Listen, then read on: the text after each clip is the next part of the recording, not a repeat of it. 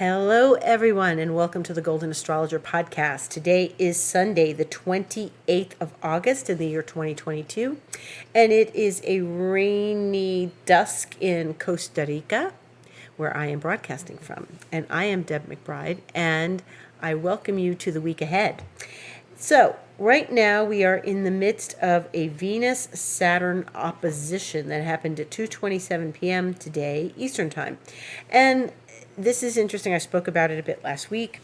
And we are looking at the difference between it squaring Uranus yesterday in the wee hours of the morning, like 12:30 a.m., and then today, this afternoon, Venus opposing Saturn. So Venus is in Leo, and Venus in Leo is, lovely and creative and generous and spirited and fun. And opposite Saturn, she gets a bit, taken down a notch. She isn't having as much fun. She isn't as spirited. She isn't as optimistic. She may be struggling with her creativity.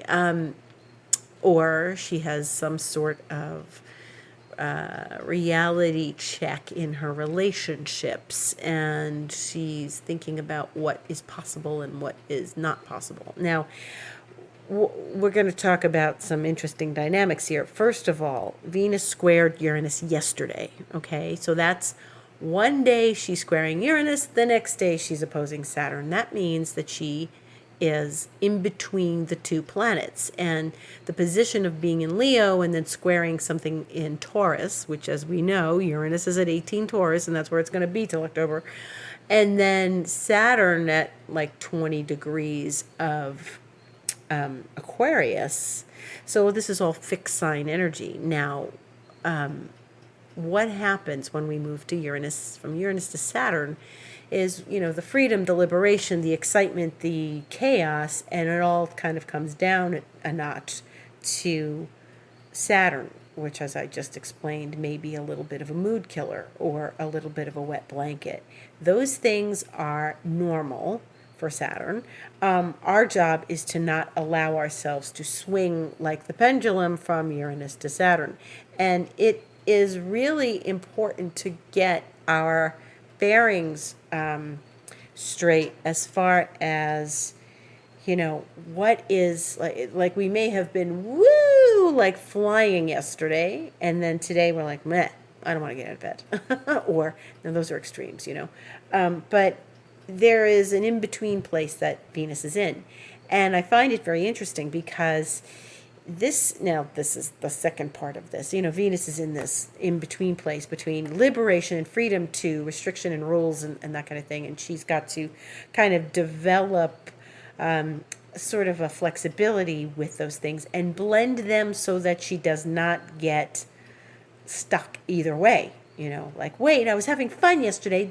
Man, look at that. Now Saturn's just ruined everything. Or I was way out of control yesterday, and now I'm like coming back to earth. It's like drinking too much and then having the hangover the next day. But what is more important here is the fact that a planet came along, squared Venus, squared Uranus. Okay, so here's Venus. She comes along, she squares Uranus, and then she opposes Saturn, like, the next day, and a little more than 24 hours later, right? What is that about? That means that Uranus and Saturn are very close together, okay? When we have something go one day and then the next day, or a few hours and then a few hours later, this means that Uranus and Saturn are close together. Now, remember last year, they squared each other 3 times, and that was complicated. It was February, it was June, it was December. It was a lot of navigating between exuberance and liberation and revolutionary to what is expected of us, and we're obeying the rules. And so it goes from not obeying the rules to definitely obeying the rules, and finding the in-between space that Venus is in right now that helps us navigate this. And that's what is going to be happening for the next month or so, or month and a half, because Uranus and Saturn, while they are not going to make an exact relationship of a square like they did 3 times last year, it's going to be very close. And it's still intense, and it's still powerful, and it still gives us things that we have to think about in our lives, where there's revolution and an uprising and a little bit of rebellion, to where I'm going to obey the rules, and follow the restrictions, or not. Okay? And so this is where we are. Venus is feeling a little bit of both. And the idea is to say, okay, I can stretch myself here, stretch my liberation, stretch my experience of my life, and like really push the envelope. And then I know where I have to like kind of step back a bit and not be such a loudmouth, or not be such a revolutionary, and just sort of, because you can't go from one and then to the other immediately and expect it's all going to work out smoothly. It's not. Being like with your fist in the air as a revolutionary, and then the next day, no, I can't do that. I have to stay home and work. It's not within our personalities to make switches like that, and why would we? You don't have to be deciding to be one or the other, but you can find the harmony somewhere, and that's what squares ask us to do. They ask us to balance between the two planets. Squares are hard aspects. They are things that force us to reckon with both components of the square. And these are very opposite planets. Now, Uranus is the slower planet. So from my teaching, what I learned, the slower moving planet always wins. And so that doesn't mean Saturn's going to lose and we just throw out all our rules, restrictions, and structure. It just means that we have to use the structure to help us get freedom. And that is a big deal with Saturn. Saturn always, it's making you focus and be committed now, and be obeying the rules, and really like taking the commitment seriously. But it's to do that to help you get your freedom. Sometimes it's what price freedom, you know what I mean? And then there are times when it's really about getting that, doing your work, getting it done, instead of resisting it, getting the work done. And then you have you come home from school, you do your homework like a good kid, you get it all done, and you can watch TV later, right? That's what most of us grew up with. And so is the duality of Saturn and Uranus. We have to commit to something, and then we get our freedom. We navigate between revolution and rebellion, and what's okay with us as far as commitment, restriction, and boundaries, structure. Uranus doesn't seem to have boundaries. It often busts boundaries, whereas, Neptune doesn't really have boundaries either, but they may be there, we just don't see them. Uranus comes in and says, I'm not doing this. Sorry, I'm driving through the cones in the street. The orange cones, no, you're not keeping me back, I'm driving through them. So, there's things like this that we have to consider in these next weeks. But Venus is showing us right now what that looks like. So where did you feel that you were maybe a little more freedom oriented and then stopped? Or maybe you had lots of options and you chose one. That could be a very mild navigation of this. Lots of options, lots of possibilities, and then you stopped and you said, okay, I'm going to focus on this one at a time. Saturn likes one at a time. Uranus is like everything all at once, all the time. But Saturn says, no, just like focus on one thing right now. And so that may be where you are. Now, there was a new moon in Virgo yesterday, and that new moon was at 4 degrees Virgo. And Virgo, as I said in Instagram, if you saw my Instagram, is about cleanliness and health, and taking a better care of our health, taking better care of our home. Virgo loves that feeling of, squeaky clean in the house and organized and everything. And Virgo really doesn't like to come in and find a mess. So if we feel like we needed to do some cleaning up, that was part of it. But the other thing is, Virgo's ruled by Mercury, and Mercury is the mind and the intellect. And we also, I did a big space cleanse with intention yesterday, and we also like to take the intention, which is Mercury, the mind, set your intention, and gain some clarity on it. That's the whole point of the cleanse. Cleanses bring clarity. We're clearing, we're cleansing, it's clarity. And I got a lot of clarity after doing that. I was really surprised at how much clarity I got, but it was helping me, just setting the intention to be clear is really, really helpful. So if you haven't done your space cleanse, or maybe you're doing a body cleanse, that's Virgo rules health, so maybe you're doing like a fast or a cleanse or a smoothie cleanse or something like that, juice fast.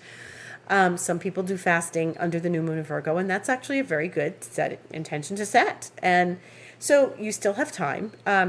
It was just yesterday, but you can do it today. You could do it tomorrow. You have like 3 days or so afterwards. And I always tell people to think about what intention they want to set, and then you walk through your house with your sage, your cedar, your Palo Santo, and you cleanse the space, thinking of what your intention is and holding it with you in your heart.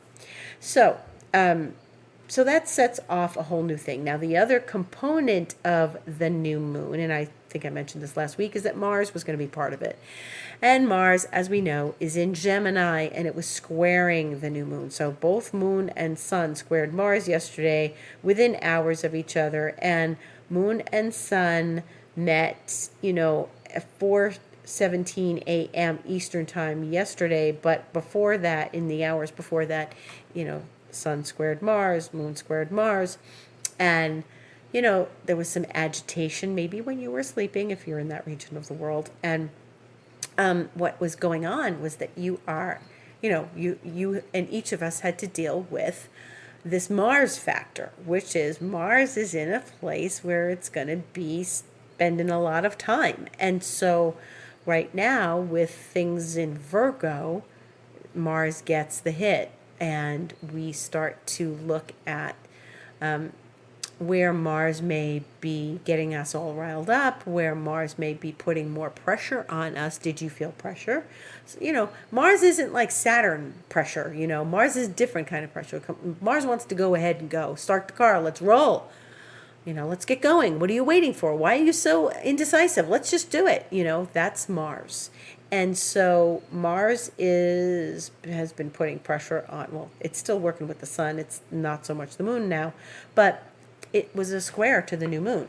Now that's interesting because, maybe you were feeling, any of you out there listening, maybe you were feeling like you had to accomplish something during this new moon, or that it's a new moon and I better take advantage of this energy. And I think Mars is really about direction too. Mars really helps direct us, and it is about direction. What direction are we going in? And it helps us pick up and get moving.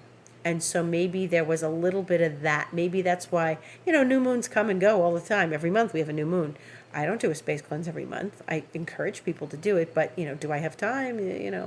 Was I inspired yesterday? I was determined to do that space cleanse. So there you are. That's good old Mars acting in and saying, you know what, this is a good idea. Let's get some clarity here. And so there it is. So yes, Mars is in Gemini. We talked a whole lot about that last week. And we have to get comfortable with the duality of Gemini and the knowing the regions of Gemini. What is the duality? What's going on? We have to. Where is it like both things, and where can both things coexist and we're okay with it and not at war with ourselves? Where do we don't need to pick one thing over another. There's always these twos, these things come in twos, and Mars is like, well, you don't have to pick one. You can just be in the duality, and sometimes it's uncomfortable, and that's what this is about. Mars is not a comfortable planet. If you've got Mars going on, you're often irritated, or it's pushing you to do something, you're a little agitated. Mars isn't Venus. It's not going to float in and be all pleasant and kind and gracious. Mars is going to be pushing forward in many ways. So that's what we have to consider with Mars and Gemini in the nature of duality. Lots of other things are going on this week, and one of those things is that as we get through this week, Mercury is in Libra now, and Mercury is getting ready. Mercury's going to turn retrograde not till the 9th of September, but it's definitely in its shadow. And Mercury's in Libra, so that's like making up our mind and being balanced in our thoughts. And, Mercury is going to oppose Jupiter. Remember, Jupiter's still in Aries and still hanging out in Aries and going to be there for a little while before it goes to the end of Pisces and turns around again. And Mercury on Friday will oppose Jupiter exactly 9:49 p.m. Eastern Time. And so this is something that we need to consider. It's interesting. This is an interesting dynamic. Mercury opposite Jupiter just on their own is, it's thoughts and expansion. So an expansion of thoughts and bigger ideas. Where can you not think small? Where can you think big? Where can you put more openness in your ideas? Where can you be open to new ideas? But Mercury is in Libra, the sign of balance, the sign of two people, of marriage, of partnerships. Jupiter is in the solitary sign of Aries, where Aries and their sole opinion is what they care about. And what an Aries, they want to be first. They want to be initiate. They want to be the person that comes in and starts the ball rolling, sets the fire going. And so this is going to be an interesting dynamic. Now, one of the things we need to be careful of when we have this aspect is we don't get these pie in the sky ideas that'll never come to fruition. We have to expand our ideas within reason. And Libra's a pretty reasonable sign for Mercury to be in. And the other thing is that Aries is very excitable and wants to yeah, we're going to do this. Yeah, man, let's get up, go, start the car, let's roll. Yeah, that's fine. Except one of the things that's so important about this is that we can't overestimate things. We can't overcount things. We can't say, you know what, I can do anything I want and I'm going to just blow through this. Because Jupiter and Aries, they kind of think that way. Jupiter and Aries, I'm just going to do whatever the hell I want. Especially with Mercury there. I'm nobody's going to care. I'm just doing what I want. We had, I think I told this story 2 years ago, but my friend Giselle, who is also my landlady here, she's an Aries. And, during COVID, there was one night we were out looking for a cat and one of the cats disappeared. And I said to her, we've got restrictions. You can't drive. How are we going to go to where they're telling us that they have the cat? Because somebody called and said, we think we have your cat. And she's like, I don't care. I said, first of all, you can't drive today, license plate. And you can't drive on, we're done driving for the day. I don't care. Psh, here we are, the only ones on the road. And it was nothing happened. Nobody got mad at us. We didn't get stopped. Nothing went on. We didn't find the cat either. That was another whole drama. That's another story. But this is the way an Aries is. When they want to go do something, they don't say, you know what, maybe I better not. No, I don't care. Let's go.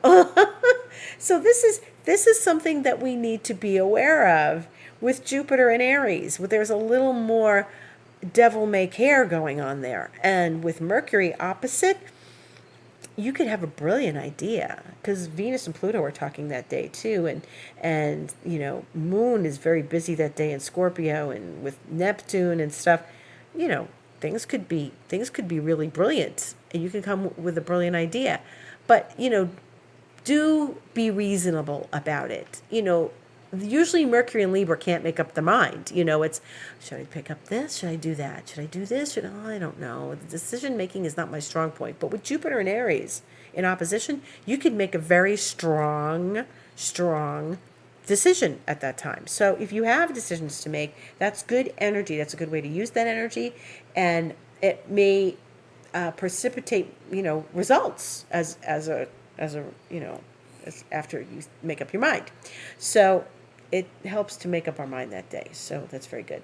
The other thing that's happening this week is Venus is going to go into Virgo, and that will be late Sunday in my region of the world, Sunday the 4th of September, and then early Labor Day, the 5th of September in New York. But Venus goes into Virgo. Now, Venus is in lovely Leo, as you know, because she's been messing with Saturn and Uranus.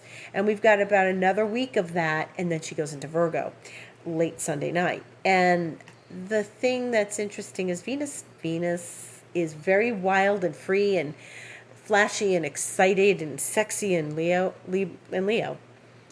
And she doesn't do that in Virgo. She's not like that. She's practical.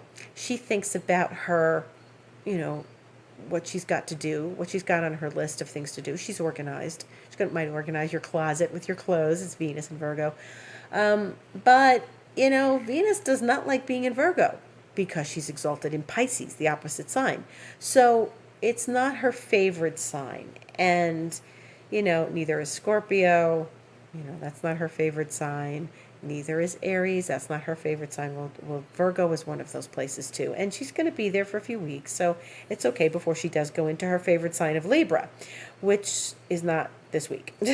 So we've got to get through the last week of Venus and Leo. So if you have creative projects you want to be doing, this is a great week to do that. If you have, you want to go out and buy some new clothes and stuff, this might be a really good week to do that because, think about fashion. That's a very Venusian thing. That's Venus. And if you feel like you want some new wardrobe for if you're living in the north and you're getting ready to go back to work after vacations or back to school or something, and that is something that you really need to look at, you want to start shopping for the new season, then this is a good week to do that. I would do it now. Venus and Virgo is going to get a little more conservative, may not find the right things, may buy something that she's not in love with. Venus and Leo will probably do you better if you're going to do that. So it's a fashion tip. But Venus going into Virgo is an interesting thing. She's better at organizing finances, organizing her health, organizing her vitamins, going to the doctor, doing her spreadsheets, all that kind of stuff. But that's not till Sunday the 4th. Now, if you want to have more fun, do it this week. Because, it's my experience of Virgo, it's the back to school vibe. And I said this on Instagram yesterday. When you get into the Virgo new moon, and sometimes that Virgo new moon doesn't happen until the end of Virgo, and sometimes the back to school vibe doesn't happen until then. Once we get into all that Virgo, we get the back to school vibe. I don't have kids and I don't deal with that. And here in Costa Rica, it's not a summer vacation. They have some vacation in the summer, but they go January to December. They don't have a big summer off and then they go back to school and the school year starts in September. And no, they don't do that. They're just going to school right now and they're going to school till the end of the year and then they have off again. But that back to school vibe we're all familiar with from being a kid, and it is upon us at this moment. So people are starting to think about what their, season schedule is. We're going into the holidays soon. I know that's a dirty word, right? It's still August. But think about it. Halloween. Once Halloween comes, and Halloween's at the end of October, that's it, folks. We are on the path to the holidays. And, we were even talking about it earlier today. We were talking about, oh yeah, Halloween is coming. Halloween is coming. It's not for 2 months. It really isn't for 2 months. But, once I know people pay attention to Labor Day, which is next weekend, but Venus and Virgo is going to really slam that Labor Day feeling home. So that's one of the things that Virgo brings us because that's when we go to school. Probably you get that feeling even if you're not going to school anymore. It's really that summer vacation vibe starts to wane now. So that's where we are. The other thing that's happening this week is Mars in Gemini will sextile Jupiter. That will be on Thursday, September 1st, and that's at 7:52 a.m. on Thursday Eastern Time. Mars and Jupiter are lots of energy, and this comes, right before Mercury opposes Jupiter. And Mars is not in a hard aspect to Jupiter, so this is very nice. But I can say for sure, this is something where, again, we can use a lot of over exuberance here and have a lot of energy spinning around us. So this is happening the day before Mercury and Jupiter oppose. So this is another bunch of energy coming our way, and we need to just sort of temper it. So that end of the week, Thursday the 1st, Friday the 2nd, we have to be aware of how we're using our energy and how we may be overly exuberant or overly excited or overly anxious to get our idea up and out in the world, and just be focused. Remember, we're still in Virgo. Virgo helps with focus. It's clarity of mind. We want to stay clear on what we're doing, okay? So that's the next thing, okay? So Mars and Jupiter, big energy. The day before, Mercury and Jupiter, more big energy. Jupiter usually doesn't get this many aspects so exactly, talking to it, in a couple of days. So we have to pay attention to that Jupiterian energy can be a little over the top.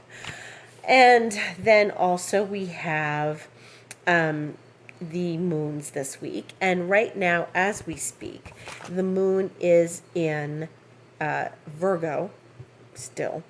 And at 11 o'clock tonight, it's going to go void. And it will then go into Libra at 5:45 a.m. Eastern time. So it's going into Libra, then it's going to be in Libra for a couple days. Moon will be in Libra, and then it will go void 6:43 a.m. on Wednesday, the 31st of August. And that is 6:43 a.m. is pretty early, until 1:11 p.m. when it enters Scorpio, out of Libra into Scorpio. So there's that void period from when you get up in the morning Eastern time till early afternoon after lunch. So not the time to initiate something new, buy something new, do something new, but it is something that you want to just take care of your business and your details. And then we have Thursday, where the moon is in Scorpio all day, in Scorpio, and then goes void 1:22 p.m. on Friday. So Friday afternoon is a void moon, and then enters Sag 6:39 p.m. Now that, to me, I think that's funny. Why do I think that's funny? 1:22 p.m. on Friday the 2nd. If you're living in North America, it is Labor Day weekend. And there you go. Moon's going to square Venus in Leo, Scorpio moon, square Venus in Leo, go void. No one's going to feel like working in the afternoon on Friday, okay? So if you've got a job and you have to stay there till Friday afternoon, and then you're off for the long weekend, I'm telling you, nothing's going to happen after 1:20 in the afternoon. That's it. You're done. Go home early. Take the day off. Nothing's going to happen because the moon does not go into Sag until 6:39 p.m. Eastern time. And maybe you're in the Pacific time zone and this all is happening 3 hours earlier, but I can tell you this, you're still not going to want to work during that void moon. Void. That whole void moon time. This is the Friday before a long weekend up north, and if you're, not in the United States, like I'm not in the United States, so then Monday is not a holiday. Monday the 5th is not a holiday for us. However, when the moon goes into Sagittarius, all people are going to want to do is start partying. And, even though it's sort of the end of summer, it's that end of summer weekend, as opposed to Memorial Day being the beginning of summer, it is really about, this is a party weekend. Normally people are a little more relaxed and chill, but moon goes into Sag, there's a party's waiting to happen. And then with Mercury and Jupiter and, Mars involved with Jupiter, and then the moon going into Sag all day Saturday, it'll be in Sag. It'll be in Sag on Sunday the 4th. It'll go void at 9:51 p.m. Eastern time, and then go into our friend Capricorn 10:03 p.m. So that's like not even 15 minutes. It's about 15 minutes, maybe 15 minutes of void. So that means the party continues. Actually, once we go into Capricorn, no one's going to want to party anymore. They're going to be like, oh, God. And then Venus goes into Virgo. Oh, by Monday, it's funny. Friday, it's going to be, woohoo, let's party. And Monday is going to be like, I know it's a day off, but I got to get ready for the next day. And that's about this week, okay? Thankfully, there's not major heavy duty stuff. We've had Uranus go retrograde this past few days. Things were a little topsy-turvy. A lot of people, appointments were moving around. Things were shifting and changing. Then there was the new moon. There was a lot of energy last week, even though it wasn't bad energy or anything. But this week, I feel like we're a little mellower and it's just sort of smoothly going forward. Now, that we do have Uranus and Saturn getting close, so there's that duality of, like I said, freedom and liberation versus commitment and focus and obeying the rules. So remember that theme as we go through September and October. And then we'll talk more about it, of course. And then there is, Mars is in Gemini. Now, I can't end my podcast without talking about that a little bit. Once we get to Thursday, Mars is going to be at 8 degrees of Gemini. And that means we are in the shadow. That's right, we are in the shadow. So it's, today is the 28th of August, like I said when I tuned in, and we are going to, it's really like the second, the third. All right, more like second and third. We are going into the shadow of Mars, meaning, what is a shadow?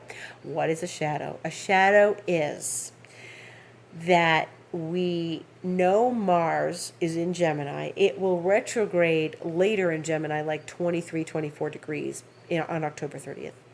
But we are going to 8 degrees in January, retrograde. And then it will turn around at 8 degrees and go forward direct in January. What this means is this whole section that it's about to enter, not today, but more like Friday, Saturday of next week, it's going to go into 8 degrees. This is where we start seeing the retrograde pattern emerge, meaning that anything from 8 degrees on is going to experience the retrograde. 8 degrees Gemini. So that as soon as we start rolling into 9 degrees, 10 degrees, 11 degrees Gemini, those are places that Mars is going to come back to 3 times. And if you have something at 8 degrees of mutable, that would be Sagittarius, Gemini, Pisces, and Virgo, you are going to be very aware of this. You're going to feel it. So pay attention to the shadow of Mars that's coming next weekend and see what emerges for you. Do you have information? And we'll talk about this next week on the podcast. Do you have information? Is there something that came forward? Information, Gemini, did something come forward? Did knowledge come forward? Did a person come forward? Did an idea come forward? Did something happen where you felt like you knew something and you are being informed about something, or some event happened in your life, etc.? And the reason I ask about this is because it's very important to pay attention to this, because it's coming back again. And if there's something that happens around the 2nd, 3rd of September, and there's an event, you can be sure you're going to have more about that event happening in January. Okay? Very important to pay attention to this. And the shadow is this. It's this section of the zodiac that it's going to go passing over several times. So up till now, Mars has been 4 degrees Gemini. Mars isn't coming back to 4 degrees Gemini during this time. 5 degrees Gemini. No, it's not. It's once it gets into 8, then ding, ding, ding. Now we're looking at retrograde section. Okay. This is pretty soon. I mean, you say to me, Deb, Mars just went into Gemini. Yeah, it did. But it's a really early Gemini experience. Even though it's not going to retrograde until the 30th of October, we still have this time. And this is soon. This is all of September and all of October that we are experiencing this shadow. And so the events that happen during this time are events to note and pay attention to.